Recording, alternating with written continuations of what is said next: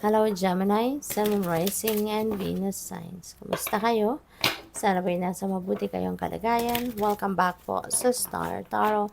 At kung bago kayo rito, welcome din po kayo. Please subscribe, like, share my videos, and leave me a comment kung nakaresonate po kayo. Thank you. So, tignan natin kung ano yung mga messages ni Gemini. First message po ninyo, we have the Seven of Cups. Ayan. So, there are choices, no? Various choices ang maaring nandirito, para sa'yo. This could be opportunities, no? Various opportunities ang maaring kakatok sa buhay ninyo sa ngayon, and you need to choose, no? Choose wisely. Okay? Choose wisely. Makinig kayo sa inyong intuition. Kung kunyari, baka malito kayo because there are so many choices right in front of you. So, your intuition will be helping you big time. Kaya pakinggan mo na lang yung kung ano yung bulong ng iyong intuition, because for sure, your intuition will be guiding you, kung ano ang tama or kung ano yung best para sa'yo. Okay? So, what else? We have Four of Pentacles. It's control. This is about controlling your money. Take control of your money. Take control of your finances. Take control of how you manage your money. So, kailangan din dito na alagaan mo ng mabuti yung inyong kaperahan kasi, di ba, you work hard for it. Pinagsikapan mo, pinagtiyagaan mo para makuha ang kung ano man ang meron ka sa ngayon. Kaya, kailangan na alagaan mo ito. Manage your money wisely at pag-aralan mo, no, kung paano ninyo mamamanage ng balanse lang ang inyong kaperahan. Okay? So, what else? We have Seven of Wands, challenges. Maaring meron ditong mga tao sa paligid ninyo that are challenging you, no? Maaring may mga tao rito na parang kumukontra sa'yo, or maaaring they are trying to take you down kung nasaan ka man sa ngayon. Maaari kasi na you are successful, no? Baka successful ka sa ibang areas of life mo, or maswerte ka, blessed ka. Kaya may mga tao na hindi nila nagugustuhan yan. May mga tao na gusto kanilang i-take down para pare-parehas na kayo. 'Di ba? May mga taong ganun na ayaw nila ng merong kapitbahay, merong kakilala, merong kung sino man sa paligid nila na umaasenso, 'di ba? Kasi napapag-iwanan sila. So, may mga ganon. So, crab mentality is around you. That's what I'm picking up. Kaya beware, no? Beware of the people around you. Mas magandang wala silang alam, no? Sa kung ano ang nangyayari sa buhay mo, ano yung mga naging accomplishments mo, ano yung mga sinisikap mong ma-achieve sa ngayon, so that walang negative energy na bumalot sa'yo. Walang negativity na lumapit sa'yo. Okay? Kasi there could be people around you dito, Gemini, na saksakan ng inggit. No? And that is not going to help you. That's not going to help you better your life. 'Di ba? Kung i-entertainin mo sila.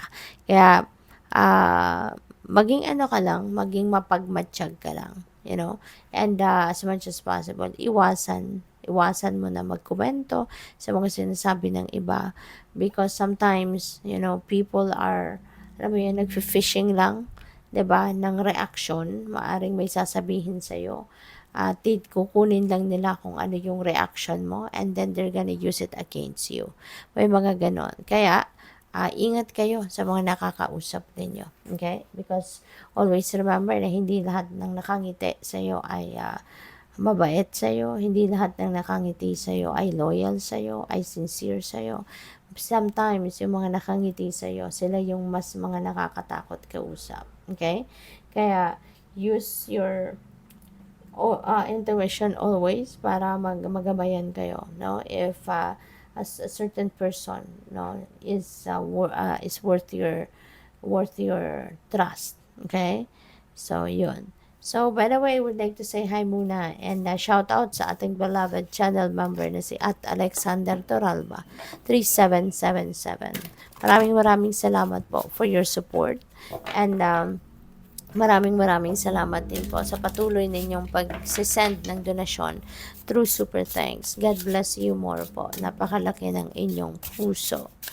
So, what else? We have reach out with compassion to someone who seems down. You may be the light that brings them out of the darkness. Ayan. So, maaaring very compassionate din kayo ng Gemini at maaaring meron kayong madaanan, makausap, no, na tao na it could be that person could be stranger para sa iyo pero maawa ka, no, sa sitwasyon niya. Maawa ka kasi maaring that person looks like talagang nasa rock bottom siya ng buhay niya, no?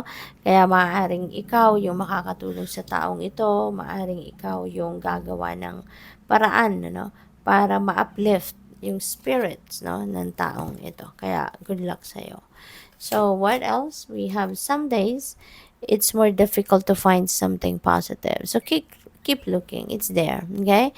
So, sometimes lang, 'di ba? Lalo-lalo na kung tayo yun yung problema, 'di ba? Maybe some of you may be feeling super down, ano, but mahirap maghanap ng positive aspect, no, sa sitwasyon. But there is always a positive aspect sa every difficult situation. Always remember that. And every difficult circumstances, there's always something positive in it. There's always a silver lining to it, no? Kaya yun ang dapat ninyong hanapin, uh, yun ang